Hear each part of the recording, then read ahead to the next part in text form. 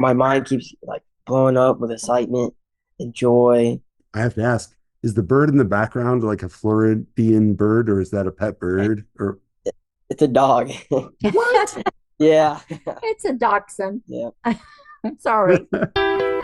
Welcome to the Ripple Effect Martial Arts Podcast. Hello, everyone. Welcome to the Ripple Effect Martial Arts Podcast. Today, we're really honored to have with us Mr. Caleb White and Miss Sandy White. This is Caleb's grandmother, and they are going to talk to us about their experience in the black belt system and their black belt journey and what that has meant to their lives. So welcome to the podcast. Thank you so much, you guys, for being here. Thank you for having us. So can we start with where did karate even come into play? How did you come to start training?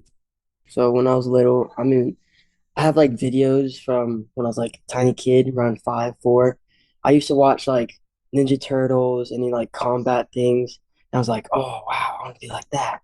I want to do all those cool kicks and techniques. So, and then one day we found Middleburg Martial Arts. And we're like, oh yeah, let's put Caleb in this. And I was like, I loved it.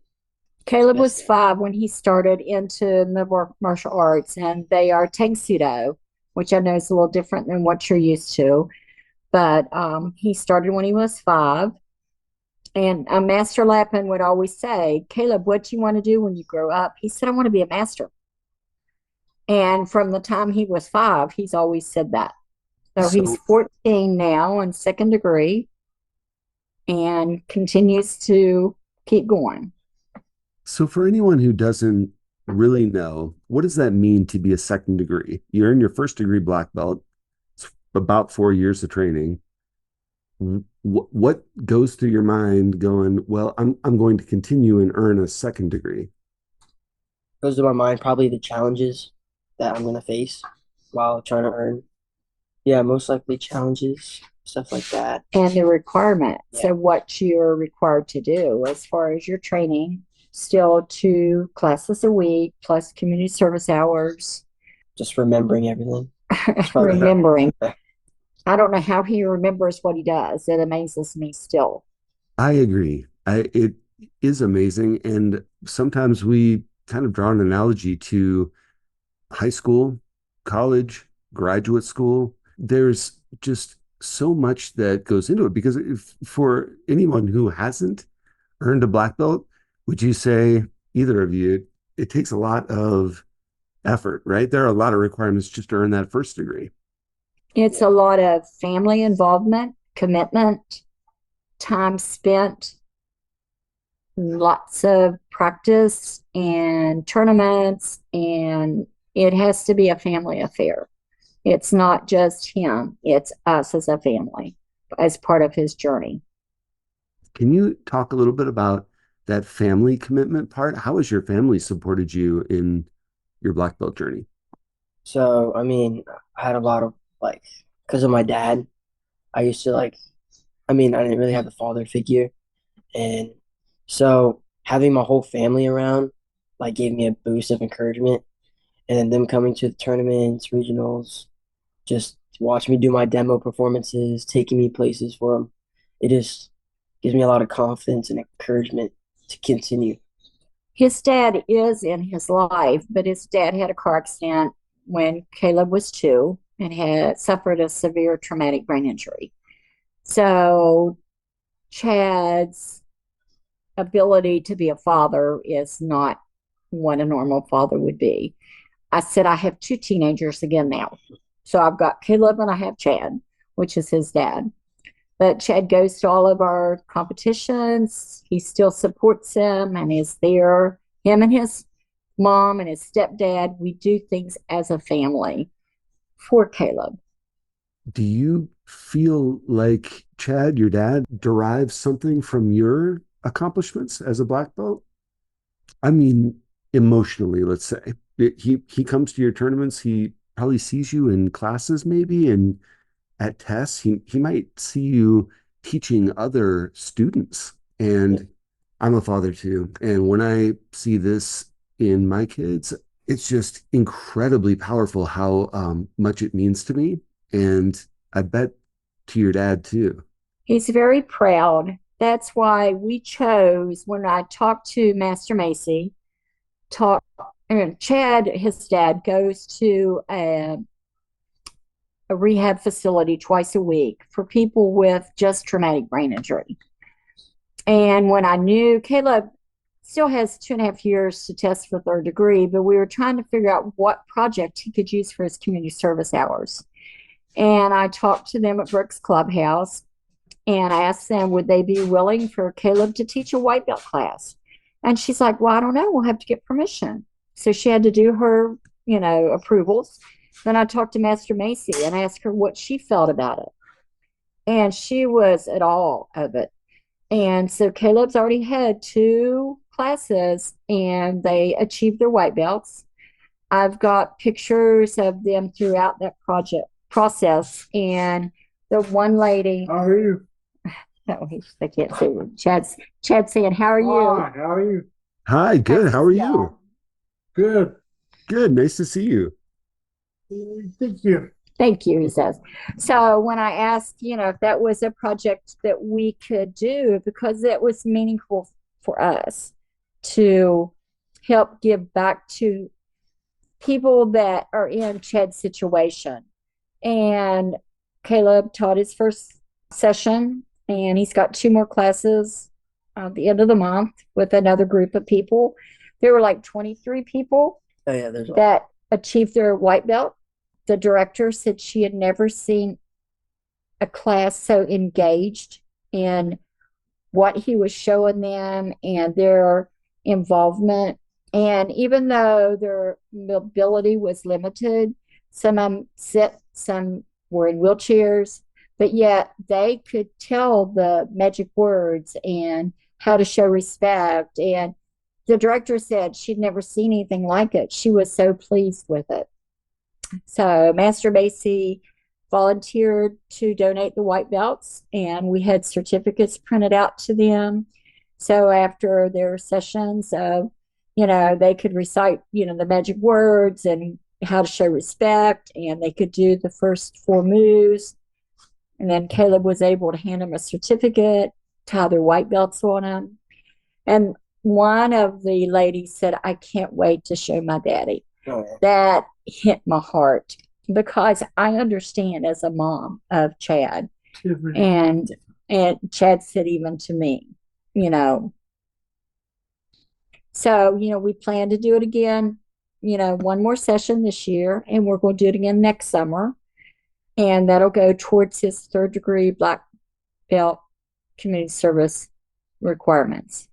Caleb, do you remember what it was like being 5 years old and earning your white belt? That might be an unfamiliar thing to people. Earning a white belt. Well, why don't you just start as a white belt? What did that mean to you? I mean, well, you do get your white belt. Yeah, but you Right. started out at Tiny Tiger's Little Dragons, so he wasn't really official white belt at first. Yeah. You had a real So- early start. I don't really remember a lot, but I remember my instructors that taught that left now. Mr. Jarrett, Yeah, Manzi. Mr. Manzi. Yeah. Yeah, he was one of my instructors. But yeah, I don't really remember a lot, but they're kind of faint. I mean, it was a great experience. You remember Master Lappin's daughter, Misha.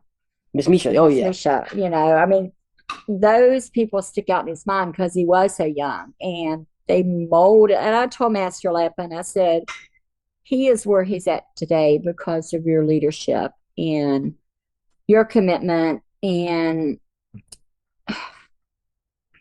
just encouraging him along the way. Caleb is amazing to us. I'm so proud of him myself to overcome the obstacles because of our blended family and his dad's, I don't say disabilities, I say abilities. We work through it every day, so it's been a journey.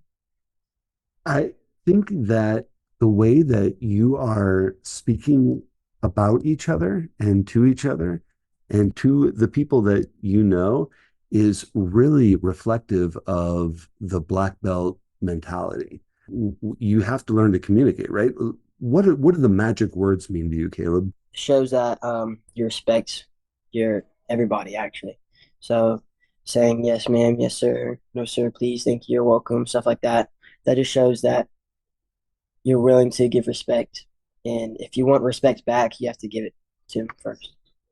And I'm guessing that you use the magic words. You give respect to your grandmother, to your Yeah, dad, to your teachers. But I'm guessing also that you do it when you go into a 7-Eleven or to a police officer or to anyone you meet. Probably. Is that true? yes, sir. So, like in public, anybody asks me questions, be as polite as I can, using my magic words. The first, I think this is from Master Thompson. So, first time like we were in an instructor meeting, first time meeting someone is like the key thing. So, the first reaction with somebody is like the most important thing because if you first like meet someone and have a bad impression with them, they'll be like, "Oh no, this guy's not right." So, the first impression's the best thing you could probably do. It gives someone a sense that you care. And I imagine with your students at your dad's campus, how did they respond to you? How did that feel? Were they all adults? Yeah, they're all adults. It felt, see, I'm used to teaching younger kids than me, not adults. So it wasn't comfortable or uncomfortable. I found it all right. But they knew, they knew how to say yes, sir, no, sir. And they were using it. Sometimes they just had to be reminded. I mean, I didn't have to, like, I didn't force them to say it. You would give them, I would give them key things like, oh, make sure we use our magic words. Yes, sir, no, sir, yes, ma'am, sir. or Yeah, you ma'am, would ma'am. give them, Yeah. Or like, cues, like what do you so do? one way we show respect, I go like this. They go like eye contact.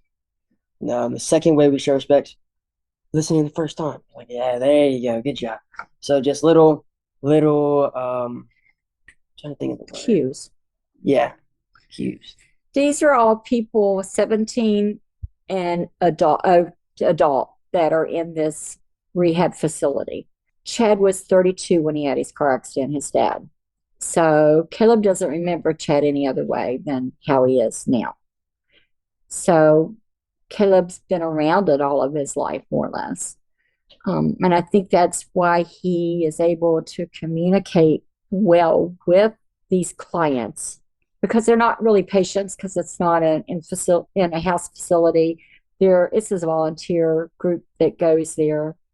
But yet, one girl stuck out in my mind. And when Caleb handed her the certificate and tied her belt on, she said, I can't wait to show my daddy. And that just broke my heart. And I said, Caleb, how did that make you feel? You feel my heart filled like joy, excitement, love, connection, and it made me super happy. So these are things that you're watching Ninja Turtles when you're younger and going, I want to be like that.